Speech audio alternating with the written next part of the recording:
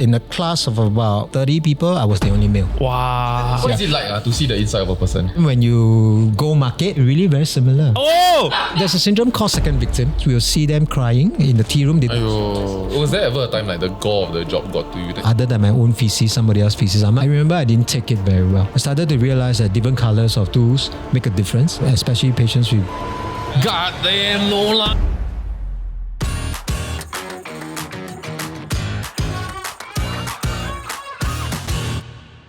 Alright, ladies and gentlemen, I don't know about you, but I just found out that this year we celebrate 140 years in nursing in Singapore. Wow. That's insane. And because our previous episode with Nurse Rina did so well, we thought, hey, we try our luck, right? We try go up the ladder, and boy, do we have a good one for you today, okay? He is the Group Chief Nurse and Chief Wellness Officer at NHG Health and the Assistant CEO at IMH. Wow. He's also living proof that nurses can be male. Please welcome, with 30 years of experience, Associate Professor Yong Keng Kwang. Welcome to the show!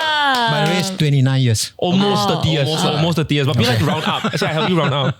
Firstly, I think addressing the elephant in the room, maybe I'm uncultured, but I have this perception that nurses usually a certain gender. Is that really the case or no longer? Well, statistically, it is true. 85% in NHG Health, 85% are females. Oh, okay. So it's a female-dominant profession. Yeah. Okay. As a male in that profession, right? Do you kind of see why that less men are drawn to that profession? Well, generally it's about the society's values about caring work.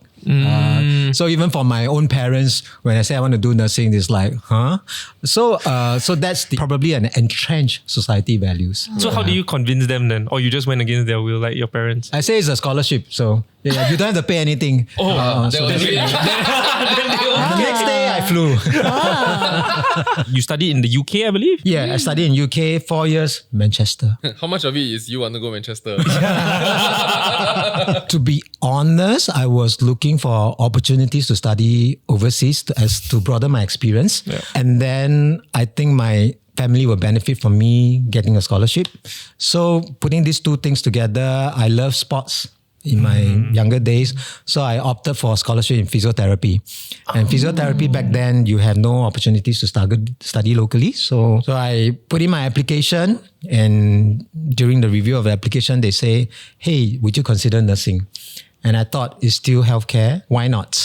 So I say, I'm open. And the next thing I know, I was put through an interview panel for nursing. Yeah.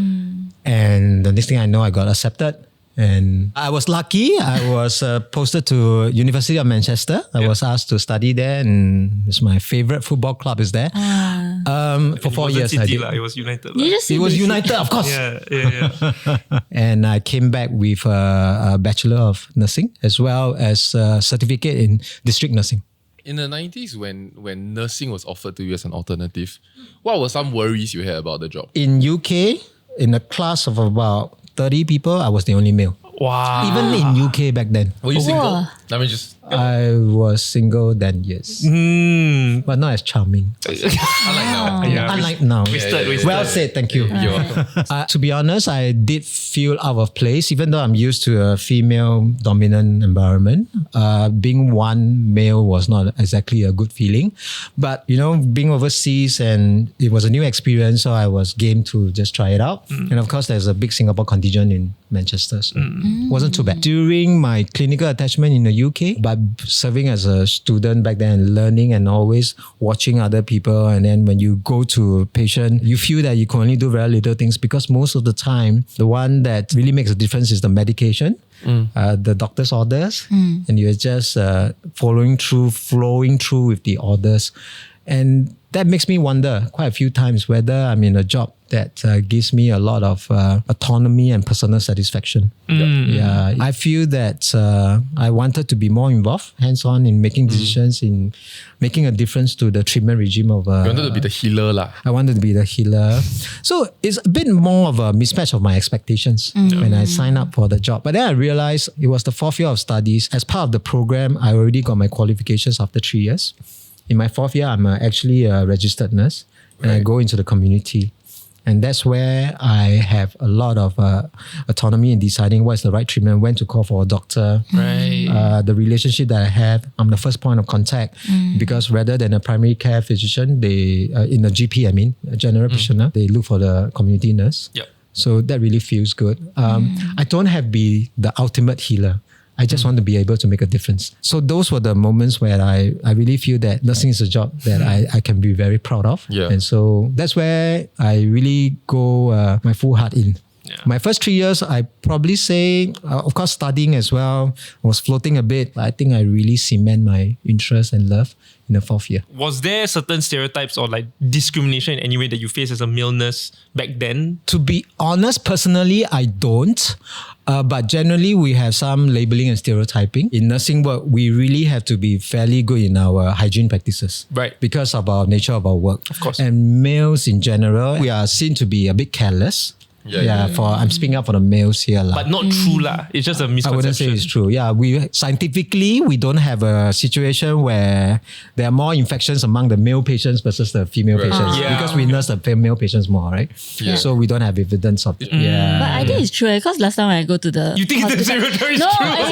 as in, I'm sorry because I had that stereotype before. Like I just assume, right? Sometimes maybe like things like poking the needle, I would think that they're very strong, so were like not as gentle. not as gentle versus like a lady. Yeah. Maybe Thanks for she reminding will me that. like, be more gentle with the needle, Correct, that kind of That thing. is true. I would prefer someone. So I just like a bit scared when I see a guy nurse. But in the end, he like one shot, then like wow. It's true. I feel like when I wash hand by myself, I just turn on and I just kind of let it. Huh? Right? But when I'm in the gym and there's like guys and girls walking around the basin, right?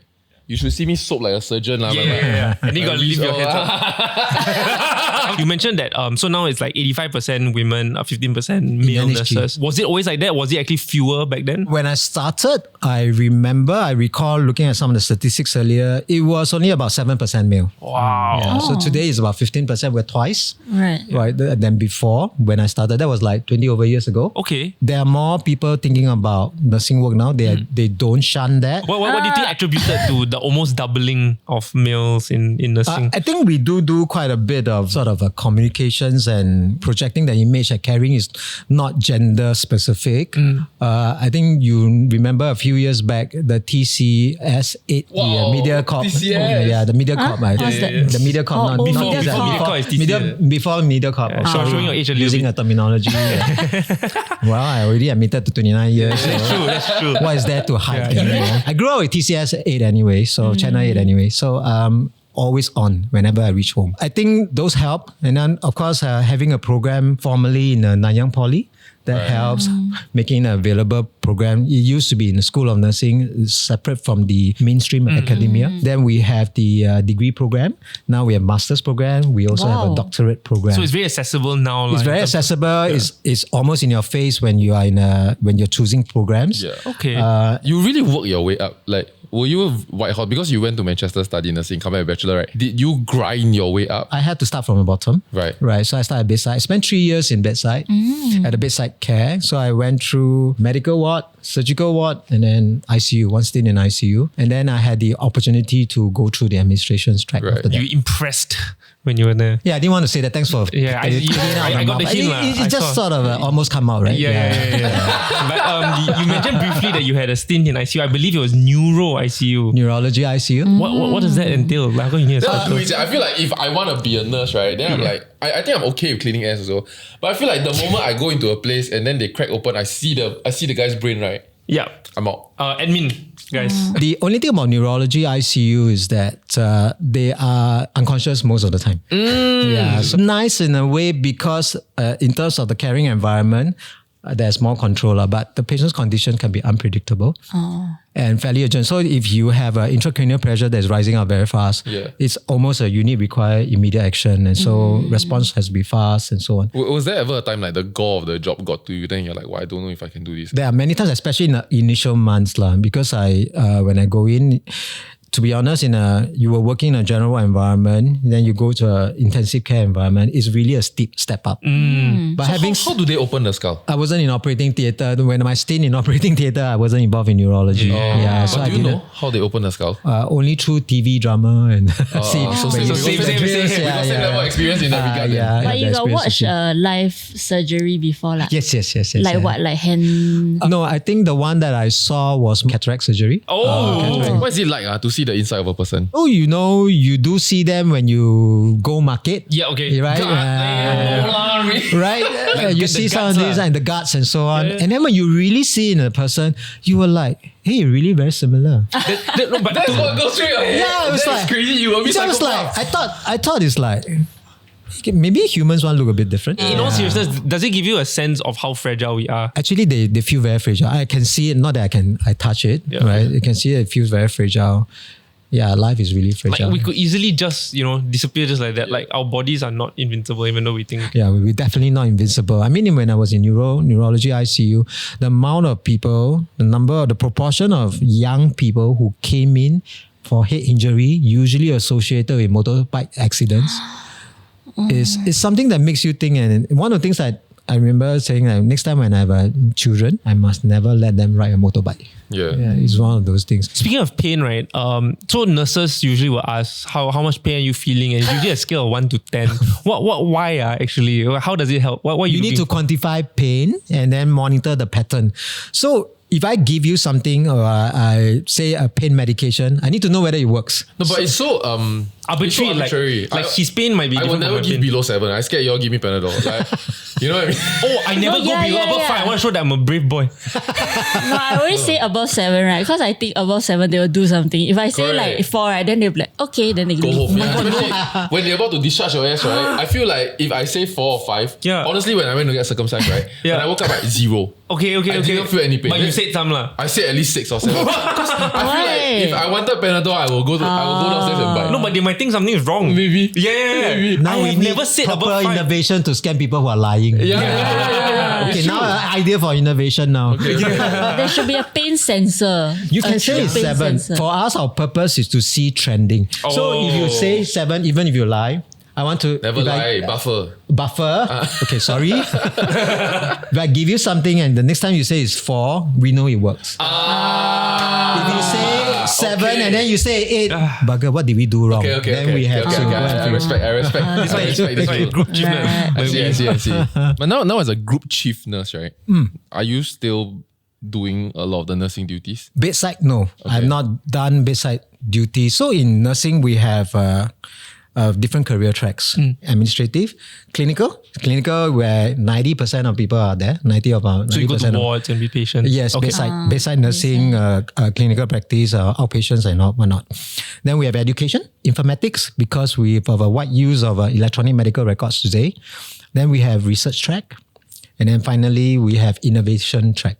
So 6 of them. Being a person in your position, I hope to put you on the spot actually. What would you say is your proudest contribution to the profession? The one that really always brings me back good memories was we know we were trying to sort of justify the nursing resources that's needed because care has been getting tougher. Patient acuity has been rising. And so we did some research, we did some studies, we did some literature search, and then we look at what's the best way to account for manpower planning to be better. And then we put out a paper and we got approval for that to the ministry. To get more funding for healthcare. To get more funding, and that was in after SARS 2003.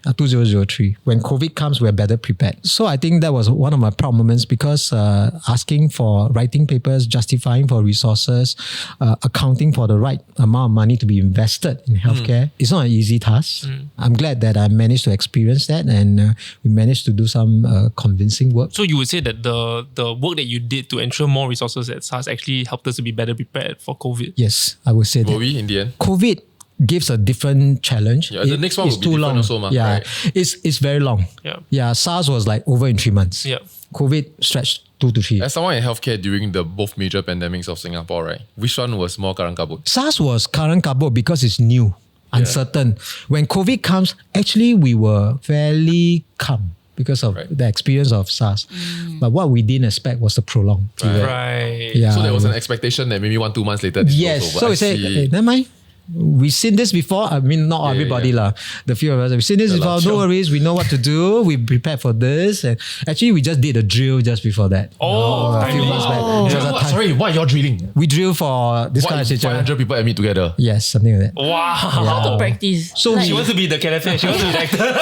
So we have people playing as patients and we flow through. It's so Yo, a certain Can hire me point. as Where to that sign can. up? Okay, volunteer can? Yeah. No money? No, I okay. happy to act for Yeah, free. but you must apply leave lah. But she gonna be the most difficult patient. Yeah. We will tell you how to drama. I don't need script, I can run. So You we, overperform. Yeah. I bring the fake blood. Speaking from experience, like how do you go through or like, you know, almost handle like the mental toll of being a nurse? Especially like I'm assuming during ICU there were, you know, fatalities. Yeah. There's a syndrome called second victim when there's the fatality, right? So when somebody die, right? Some nurses, some doctors will think that, is it because they haven't done enough? Yeah. Did they miss something, some treatments and so on? So sometimes they do ask those questions. Most of the times, you can't avoid that complication and the patient died. They feel very guilty. So the first victim is the patient. The second victim is the staff themselves. I have encountered quite a number of stories why we started the whole second victim movement. I just can't remember a very specific one, but it's a very common storyline. The storyline goes, length of stay usually very long, very close relationship with the family, unexpected turn of events. Right. Unexpected, because things were going well. And then something happened. We usually will do a sort of a mortality analysis of somebody who died, right? And then analyze whether something went wrong, could have been prevented. And many times when we analyze and the events were seen to be inevitable because patient's conditions can turn anytime and you're not able to catch everything because you're not on continuous monitoring, especially in a ward where you only do episodic monitoring. So that's where the nurse would then come in field and says that, hey, should we have expected that? How come we didn't know? If we had taken the perimeters in a more frequent manner, we would probably have caught that, right? So a lot of sort of a guilty-stricken kind of questions targeted at yourself. And there were more than one occasion, easily more than one occasion, many occasions where the supervisor had to say, this person is still very distressed because we will see them crying in the tea room. They don't cry to the supervisor. So they will recall, they will flash back. And then that's where we will then have to say, perhaps it's time to refer. They usually don't want to seek help because they think they can cope. It's not like they've not seen death before. Yeah. But actually, not every death is the same. So I think that in order to make sure that their mind is in the right place when it comes to work, especially for frontline work, one of the things we do at the corporate level is to look at, okay, it has to give people option. An omni-channel for people to seek help for mental health. This counselling service, we call it Employee Assistance Program. Our own psychiatrist, our own psychologist is your own colleague. Right. We don't feel that, that A bit drawing the paiseh, line a bit of paiseh, a bit of privacy. When we started, there was only about 2 or 3 institutions that provide that service. So with that role, we look at making it accessible to everybody. So one of my roles is to make sure that whatever that some institution get, we try to make it available across the institutions within the cluster. That's why the Chief Wellness Officer across the entire cluster. Right. Actually, the wellness role was established during COVID times. When we find that the prolonged period of COVID, where we have to stretch our resources because there were never-ending cases, Right. then we realized that we have to take care of our people in a more deliberate way. I mean, it's not that we never take care of people. We do look at well-being as a HOD, as a head of department, as a supervisor. We do have to do that. But you have to play more deliberate attempts and even structured to make sure that we consciously look out for well-being. So that role was created during COVID times, and today it's now been established and formally as a role in the cluster. Okay. I have a couple of quick fire questions. Most of them are from the community. Actually, are very, very curious to get the opportunity to ask a question. So one of them actually quite deep. Nursing is often cited as a deeply rewarding job, which I think we've just been through. And then there are young people that actually want to join the profession because they want to help people. What would you say to them, especially if they're worried that the healthcare system might actually break them because it might not match expectations like you said? There are challenges every day. As an organization, as an institution, we are really getting better at identifying them and preventing them. And we are also making sure that we have people among the peers group to support you. It used to be that only the supervisor take care of you, but we are trying to make sure that the entire ecosystem support. So if you are really passionate about caring, have that leap of faith. Okay. I know it may not be for everyone, but it will be an experience that really make you mature. So even if it's a short career for you, I think it will be a lifetime experience for you.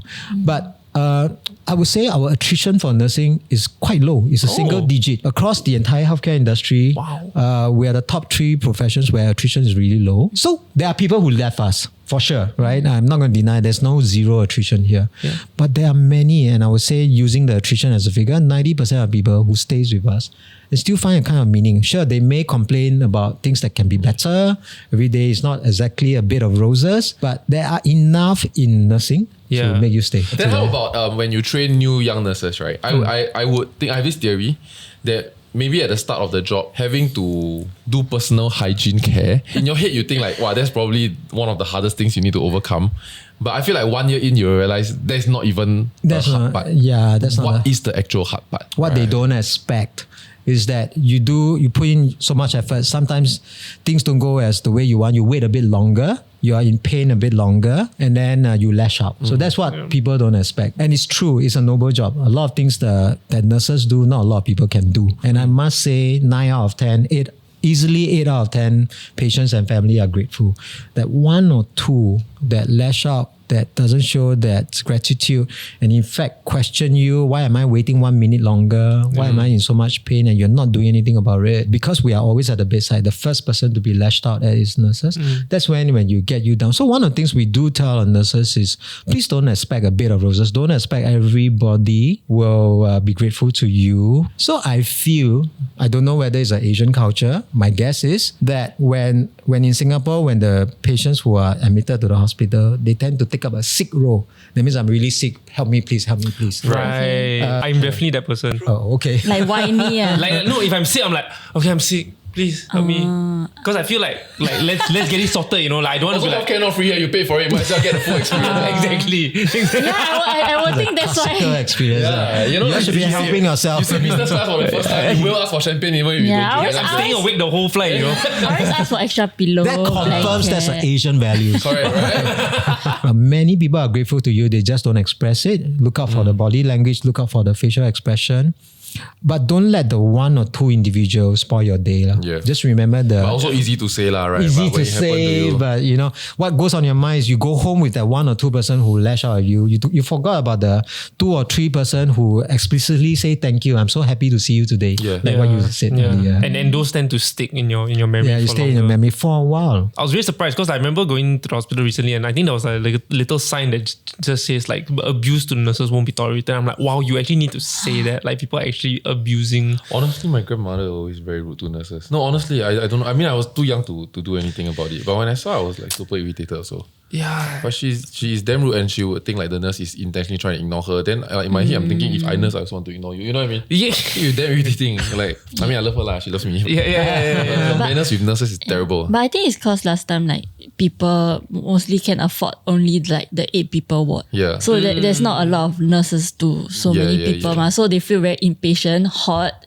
Then like no TV to distract them or whatever. Yeah. Versus like a class B ward, maybe like 4 people only. Yeah, then, then you got aircon. then I feel like you will come down, put the headphone and watch the TV. The then, aircon like, helps lah. I feel like do you does, feel it like does. aircon patients are more calmer? We think so. We think so. Even though scientifically we haven't proven it yet. Okay, But time to we do some think so. research, yeah. We got to do some research. No, on there it. is a paper on it. Regulates emotions. Emotions, yeah. I would think so. I you think feel generally it's fairly happier. intuitive. Yeah. But maybe I just sort of respond to what you said earlier. Many of my senior colleagues, when we talk over the years, would tell me that the patients in the past appreciates better nurses more. When they see how the nurses work so hard, 8 patients and so on, right? And running around, hairstyle very nice when they start the shift.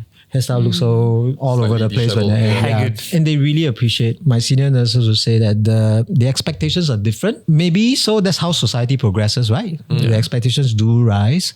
Then that's why we have to be very upfront in saying those things. Was it ever your aim to take on leadership when you first started out? I wouldn't say it's my first aim, but I do have aspirations to do good lah. And I know that after a while working at the bedside, I do feel that perhaps from what I learned in UK, my own studies, I think that I could do better if I have more position authorities. So yes, I do want to be a leader, but the top leadership position, I must admit, it wasn't in my first few years of top. It's really being overperforming at your job and it's possible. I would like to think so, because I don't think it's a given that, okay, by this year you'll be in this position, by this year Right. you'll be in this position. No. So I literally have to say that, you're in the wards. If you have anything, come to us. So I would then think of projects where I say, hey, I realize that pain control can be better here because of what I've learned. So can I propose a project? Or can I manage how we manage the medication system in the hospital? Right. So I'll suggest a project. So I keep on But it can be suggesting. quite unpopular to do that, right? Yeah. Then like, oh my god, you start another process. This guy again. How come he's knocking on the door all Can the you time? just clean the diaper? But speaking No, of no, this- not that. But I know what you mean. Yeah. So because sometimes when you suggest ideas, those ideas are actually maybe okay lah, good ideas, but I think there are other priorities lah. Yeah, I super love the vest. The don't talk to me. I'm dispensing medication Yeah. one. Like the moment I see that, like There's many a years vest? ago. Yeah. Yeah, It's like a dark blue and it's then damn cute. I want to buy that just to wear. Don't talk to Don't me. talk to me. I'm dispenser nurse. so cute. Actually, I initiated the idea. Oh! Hey, Thank you. That's me. School funding. That is your proudest achievement. That is your I'm highlight. glad I did something for you. Yeah, I love it. That one you all should put as merch. Then we can all buy as well. I'm assuming that obviously when you first joined the industry 29 years ago, there wasn't like the computers and all that. Yeah. So how does a nurse keep up to date, with all the changes, given that healthcare is always changing? I guess we are always on the lookout for the new trends.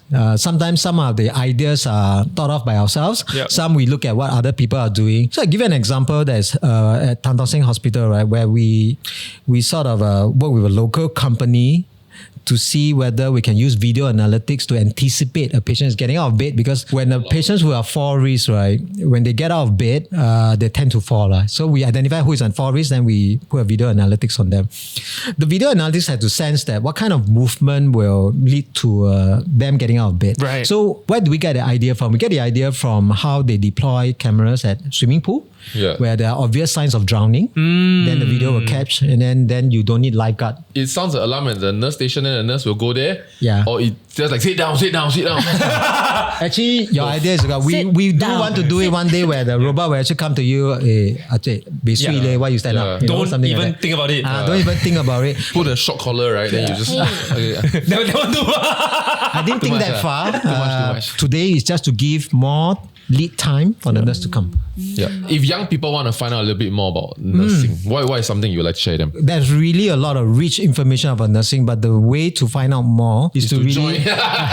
other than joining, do a bit of research early by looking at websites, either provided by the various clusters, including NHG Health.